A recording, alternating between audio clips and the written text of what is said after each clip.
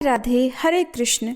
आश्विन महीने के शुक्ल पक्ष में आने वाली एकादशी है पापांकुशा एकादशी।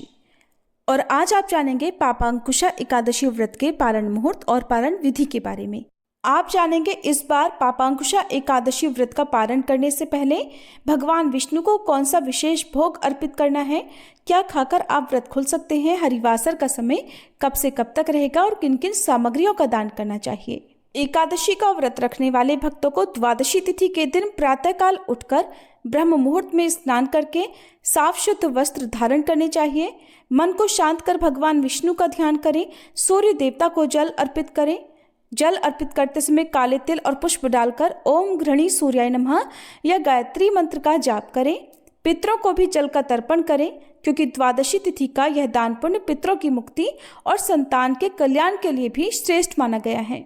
अब जिस चौकी पर आपने एकादशी व्रत के दिन पूजा की है, वहां पर आप पूर्व दिशा की ओर मुंह करके अपने दाहिने हाथ में थोड़ा सा जल और पुष्प लेकर भगवान विष्णु से प्रार्थना करें, हे श्री हरि, मैंने पापांकुशा एकादशी का जो व्रत रखा उसका जो भी पुण्य है मैं आपके चरणों में अर्पित कर रही हूँ या कर रहा हूँ। यदि मुझसे विधि में, ध्यान में, दान में, पूजन में या व्रत के नियमों में कोई कमी रह गई हो तो मुझे क्षमा करें और अपनी कृपा से मेरे व्रत को पूर्ण करें। संकल्पित जल को भूमि पर छोड़ दें, धूप दीप जलाएं, भगवान विष्णु को चंदन का तिलक लगाएं, पुष्प अर्पित करें, तुलसी दल अर्पित करें और मौसमी फल और मिठाई का भोग लगाएं।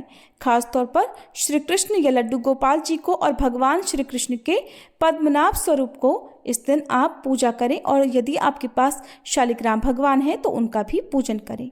और इस दिन तुलसी माता की पूजा करें। तुलसी जी में जल अर्पित करके धूप दीप जलाएं। तुलसी माता को भी फल या मिठाई का भोग अर्पित करके 7 बार परिक्रमा करें। तुलसी चालीसा का पाठ और तुलसी माता की कथा का श्रवण करें। साल भर में कुल 24 एकादशी व्रत आते हैं, जिनमें से कृष्ण और शुक्ल पक्ष में सभी 24 एकादशियों में अलग अलग भोग भगवान को अर्पित किया जाता है। और इस बार आश्विन महीने के शुक्ल पक्ष में आप भगवान विष्णु को दही और चावल का भोग अर्पित करें और साथ में तुलसी पत्र भी अर्पित करें। यही इस बार की एकादशी का विशेष भोग है।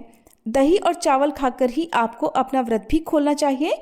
यदि आपका कोई दूसरा उपवास भी इस दिन है, जैसे कि इस बार शनि प्रदोष व्रत भी है, तो आप किसी भी प्रकार का अन्न व्रत खोलते समय ना ग्रहण करें। आप केवल तुलसी का पत्ता और जल, पंचामृत का सेवन या 1 या 2 आंवले ग्रहण करके भी व्रत खोल सकते हैं। इसके अलावा लौकी, कुट्टू का आटा, आलू या फिर घर पर निकाले गए जूस का सेवन भी कर सकते हैं और दूसरा व्रत भी प्रारंभ कर सकते हैं। आइए अब जान लेते हैं शुभ मुहूर्त के बारे में। जैसा कि आप जानते हैं, इस बार पापांकुशा एकादशी का व्रत 3 अक्टूबर दिन शुक्रवार को रखा गया है। एकादशी तिथि 2 अक्टूबर गुरुवार को शाम 7:11 से प्रारंभ होकर 3 अक्टूबर शुक्रवार को शाम 6:32 पर समाप्त हो रही है। द्वादशी तिथि 3 अक्टूबर शुक्रवार को शाम 6:33 से प्रारंभ होगी। इसी के साथ हरिवासर का समय भी शुरू हो जाएगा और द्वादशी तिथि का समापन होगा 4 अक्टूबर शनिवार को शाम 5:09 पर। 4 अक्टूबर शनिवार को ब्रह्म मुहूर्त सुबह 4:47 से 5:35 तक रहेगा। सूर्योदय होगा सुबह 6:23 पर और सूर्यास्त होगा शाम 6:07 पर। प्रातःकाल पूजा आप ब्रह्म मुहूर्त में भी कर सकते हैं। इसके अलावा सुबह 5:02 से 7:07 के बीच में की जा सकती है। धनिष्ठा नक्षत्र और शतभिषा नक्षत्र का शुभ योग इस दिन बन रहा है, जिसमें धनिष्ठा नक्षत्र सुबह 9:09 तक रहेगा। बाद में शतभिषा नक्षत्र प्रारंभ हो जाएगा। राहु काल सुबह 9 बजे से 10:30 बजे तक रहेगा। हरिवासर का समय द्वादशी तिथि लगने के बाद 5 से 6 घंटे तक रहता है, जो कि 3 अक्टूबर शुक्रवार को ही देर रात 12 बजे तक समाप्त हो जाएगा। हरिवासर के समय भजन कीर्तन या जागरण करने का विशेष लाभ प्राप्त होता है। भूले से भी हरिवासर के समय व्रत नहीं खोला जाता है। आइए अब जान लेते हैं व्रत पारण मुहूर्त के बारे में। इस बार एकादशी का व्रत 4 अक्टूबर शनिवार को सुबह 6:16 से 8:45 के बीच में खोला जाएगा। जो भी भक्त निर्धारित मुहूर्त में व्रत का पारण नहीं करते हैं, उन्हें व्रत का पुण्य प्राप्त नहीं होता है। इसलिए व्रत हमेशा शुभ मुहूर्त में ही खोलना चाहिए, क्योंकि इस बार द्वादशी तिथि शाम तक रहने वाली है।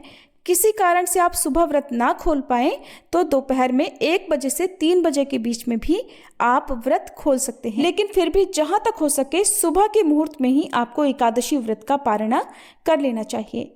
ये थी आज की वीडियो। उम्मीद है आपको पसंद आई होगी। जानकारी अच्छी लगी हो तो वीडियो को लाइक करके कमेंट बॉक्स में हरे कृष्ण जरूर लिखिएगा।